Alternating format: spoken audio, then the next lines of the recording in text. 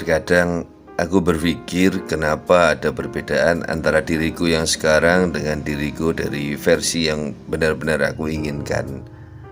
Ada banyak hal-hal kecil yang harus aku lakukan dan hal-hal besar yang harus aku capai. Intinya, setiap hari aku ingin produktif dan selalu meningkatkan diri, bukan hanya mantengin TikTok dan Facebook.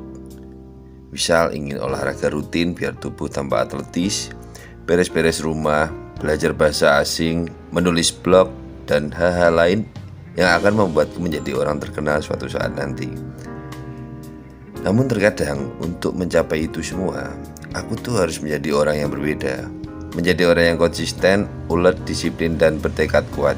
Sebenarnya aku udah berusaha sekuat tenaga untuk menjadi orang seperti itu. Dan berhasil, tapi hanya untuk sementara. Sampai akhirnya aku kembali ke kebiasaan lama. Kembali pada diriku yang sekarang ini. Pada akhirnya orang menganggap aku tampak selalu gagal. Dan setiap kegagalan dalam berusaha, aku semakin frustasi dan jengkel pada diri sendiri. Ketika aku mencari referensi tentang tips sukses yang ada di internet, hampir semua mengatakan hal yang sama. Jika kamu tidak berhasil, itu karena keinginanmu kurang keras, sehingga kegagalan adalah salah kamu sendiri. Tapi kenyataannya nih, perubahannya memang sulit dilakukan. Kali ini aku akan mencoba mencari tahu alasannya, agar aku bisa jadi lebih mudah melakukan perubahan itu. Hutan rimba. Otak kita seperti hutan rimba yang lebat, dan ketika ingin membuat keputusan untuk bertindak, aku tuh harus menelusuri hutan rimba itu. Bayangkan jika itu hutan yang lebat banget dan tidak ada jalan di situ. Rasanya enggan untuk berjalan masuk di antara semak-semak. Butuh energi lebih untuk melakukan itu. Padahal otak kita tidak suka membuang-buang energi. Maka otak memiliki cara kerja berdasarkan kebiasaan yang sering aku lakukan, sehingga tercipta jalan setapak yang bisa aku lalui dengan mudah. Saat aku melakukan sesuatu, itu seperti aku mulai melangkahkan kaki dan menginjak semak-semak di hutan itu. Akhirnya meninggalkan jejak kasar di semak-semak tersebut. Semakin sering melakukan suatu hal tersebut, akan semakin jelas jejaknya. Seiring berjalannya waktu, jejak berubah menjadi jalan setapak yang lebih mudah dilalui. Jika aku terus mengulanginya selama bertahun-tahun, jalan setapak itu akan berubah menjadi jalan raya. Akhirnya menjadi ringan, tidak asing, dan nyaman untuk terus aku lewati. Semakin jelas jalan raya di otak kita, semakin terbiasa akan kenyamanan yang telah dibuatnya. Jadi, aku akan terus menggunakannya. Itu berarti kita cenderung melakukan yang selalu dilakukan. Inilah mengapa perubahan sulit dilakukan, terutama bagi orang dewasa yang hutannya bersimpangan dengan banyak jalan raya yang sudah dibuat. Akhirnya aku memahami bagaimana jalan raya itu dibuat. Tapi sebelumnya aku harus bisa membedakan dua hal, yaitu rutinitas dan kebiasaan. Hal-hal yang kita lakukan terdiri dari rutinitas dan kebiasaan. Rutinitas adalah urutan tindakan yang pengerjaannya selalu sama, karena itu selalu membuahkan keberhasilan untukku. Contohnya, aku menyiapkan bahan-bahan yang sama untuk makanan kesukaanku, lalu dimasak dengan urutan tertentu karena aku suka hasil akhirnya.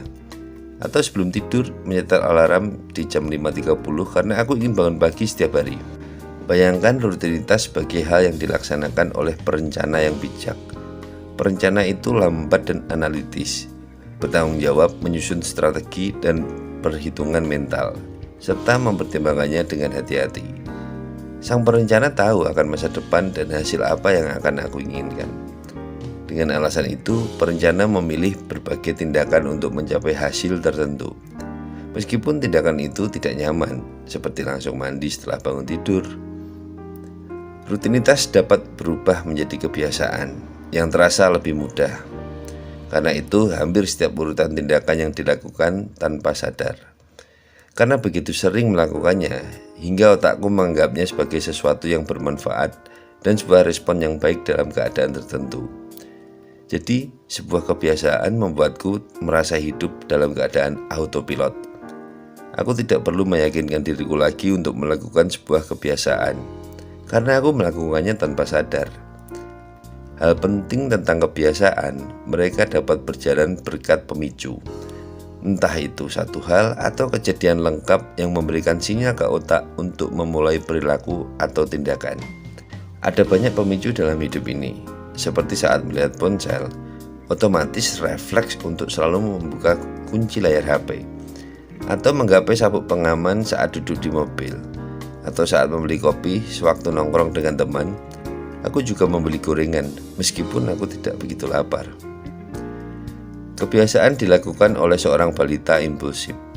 Kebiasaan merespon pada keinginan terdekat berdasarkan apa yang ada di sekitar kita tanpa mempertimbangkan tujuan jangka panjang apapun. Bagi si balita, tidak ada yang namanya masa depan dan ia benci kerja keras. Jadi, saat ia melihat ada pemicu, ia menggiring kita ke jalan mudah yang ada di otak, yang berujung pada hasil yang tidak asing dan menguntungkan. Jika kita membeli kopi, si balita juga ingin gorengan, hanya karena itu yang setiap kali kita lakukan. Perasaan menguntungkan ini juga menjadi alasan sebagian kebiasaan buruk kita tercipta. Kopi itu enak, menelusuri TikTok dan YouTube kadang agak menghibur. Inilah mengapa perbuatan tersebut berulang, meski perbuatan itu tidak baik untuk kita. Perasaan menguntungkan yang berhubungan dengan tindakan meminta untuk diulangi. Kebiasaan buruk pun tercipta. Meski si balita terdengar seperti mekanisme sabotase bawaan pabrik, ia sama pentingnya dengan si perencana bijak. Dan sebenarnya mereka seringkali bekerja sama. Aku memerlukan perencana bijak untuk pemikiran besar, parkir paralel, dan membayar pajak. Tetapi membiarkan perencana bijak mengerjakan segalanya terlalu menguras energi. Mengalihdayakan tugas biasa dan berulang kepada kebiasaan yang dikelola oleh si balita membuat otak kita mengelola kehidupan sehari-hari dengan mudah sambil menghadapi tantangan mental yang rumit. Jadi jika aku ingin berubah dan mengenalkan kebiasaan baru ke dalam hidupku, aku bisa memanfaatkan mekanisme penyimpanan energi ini agar lebih mudah aku jalani. Aku akan fokus ke hal-hal kecil terlebih dahulu, bukan hal-hal besar. Meningkatkan hidup sedikit demi sedikit itu jauh lebih baik daripada ingin membuat banyak perubahan, tapi nyatanya tidak mengubah apapun. Dan faktanya adalah perubahan kecil dapat berarti besar seiring berjalannya waktu, hari, minggu, bulan, atau tahun. Cara membangun kebiasaan. Jadi, jika aku ingin berubah dengan lebih mudah, cara terbaik mungkin bukan memaksanya dengan memiliki tekad yang kuat, tapi dengan meyakinkan otakku bahwa perubahan itu hal yang sepele. Dengan menciptakan rutinitas baru, lalu mengubahnya menjadi kebiasaan. Aku ingin perencana bijakku bekerja menciptakan jejak pertama, lalu menggunakan balita impulsifku untuk memulai tindakan tersebut dengan mudah. Misalnya, ingin berolahraga agar lebih sehat sebagai tujuan utama yang ingin ku capai. Hal pertama yang aku lakukan adalah menjabarkan tujuan yang kurang jelas ini menjadi tindakan terpisah yang jelas. Karena tujuannya adalah membuat tindakan itu sendiri menjadi ambang batas yang mudah. Begitu kecilnya hingga sanggup dilakukan, dan begitu spesifik sehingga aku tidak perlu berpikir sulit. Contohnya tindakan yang nyata dan bisa ku kendalikan adalah melakukan push up 10 kali setiap pagi. Jadi bisa ku mulai dengan mencoba menciptakan rutinitas, termasuk pemicu yang jelas yang nantinya dapat dipicu oleh si balita. Ingat, pemicu hanya sekedar sinyal yang selalu kita kaitkan dengan tindakan. Pemicu bisa berupa objek visual seperti melihat objek tertentu, misalnya baju olahraga atau waktu tertentu, atau tempat khusus seperti ruang keluarga, atau yang lebih baik gabungan dari semua itu. Hal yang penting adalah memulai tindakan dalam konteks yang spesifik. Pemicu ini adalah tombol nyala yang memulai tindakan secara otomatis. Jadi untuk menetapkan kebiasaan berolahraga di rumah yang dimulai dengan 10 push up, pastikan untuk selalu melakukannya dengan memakai perlengkapan olahraga di tempat dan waktu yang sama, seperti di ruang keluarga pada pukul 6.30 pagi. Setelah aku memiliki pemicu dan tindakan, yang perlu dilakukan hanyalah mengulangi secara teratur setiap hari. Jika diteruskan, tindakan itu akan berubah dari rutinitas menjadi kebiasaan, dari jejak menjadi jalan raya. Tapi jangan salah, push up masih membutuhkan energi untuk dilakukan, tapi keputusan untuk melakukannya akan berubah dari melakukan tugas menjadi bagian kehidupan sehari-hari. Meski tampak sederhana, hal ini tidak mudah untuk dilakukan.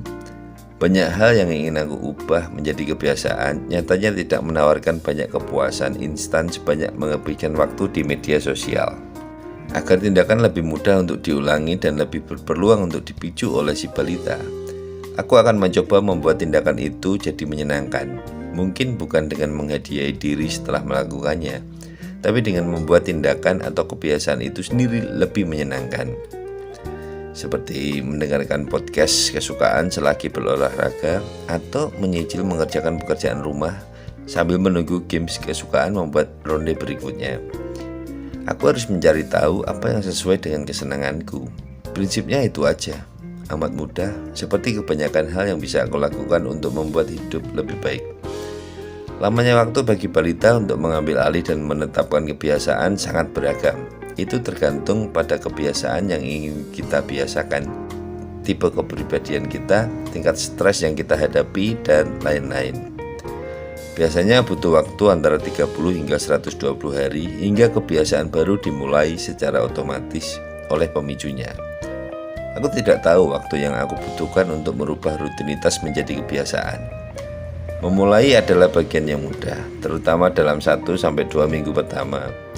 Melanjutkannya setiap hari adalah bagian yang sulit, tapi akan semakin mudah jika terus melanjutkannya.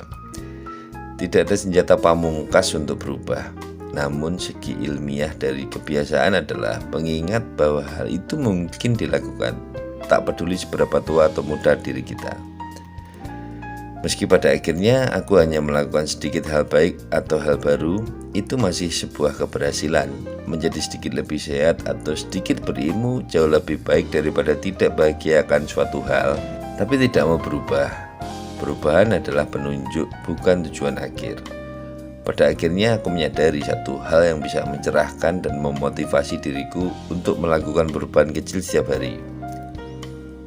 Terima kasih sudah menonton channelku ini. Semoga memberikan manfaat yang besar untuk diriku sendiri dan mungkin untuk kamu yang telah meluangkan waktu mau mendengarkan cerita hidupku. Jangan lupa untuk subscribe video ini jika bermanfaat untuk kamu, dan bagikan kepada teman kamu agar kita bisa sama-sama memulai perubahan kecil dalam hidup demi masa depan serta ketentraman bangsa dan negara. Salam.